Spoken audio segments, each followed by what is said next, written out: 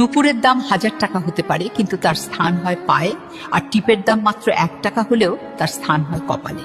ইতিহাস সাক্ষী, লবণে কখনো পোকা ধরেনি, কিন্তু মিষ্টিতে প্রতিদিনই ধরে। মানুষ সোজা পথে চলতে চায় না, বাঁকা পথেই আগ্রহ বেশি। তাই তো মদ বিক্রেতাকে কোথাও যেতে হয় না, কিন্তু দুধওয়ালাকে বাজারে দাঁড়ে দাঁড়ে ঘুরতে হয়। আমরা দুধ বিক্রেতাকে বলি, দুধে জল মেশাওনি তো, আর মানুষ মদে জল মিশিয়ে খায়। আজ পর্যন্ত মানুষকে এতটুকুই চিনলাম। কচু পাতা দেখেছেন নিশ্চয়ই, উপরে সবুজ আর ভেতরে চুলকানিতে ভরা। ঠিক তেমনি কিছু মানুষ আছে, বাইরে থেকে দেখতে ভীষণ সুন্দর, পরিপাটি, কিন্তু ভেতরটা আবর্জনায় ভরা। সাপ দুধ খেয়ে বিষ উগরে দেয়, আর গরু ঘাস খেয়েও দুধ দেয়। সুতরাং দোষটা খাবারের নয়, পার্থক্যটা স্বভাবের। নিজের যোগ্যতা নিয়ে কখনো অহংকার করবেন না।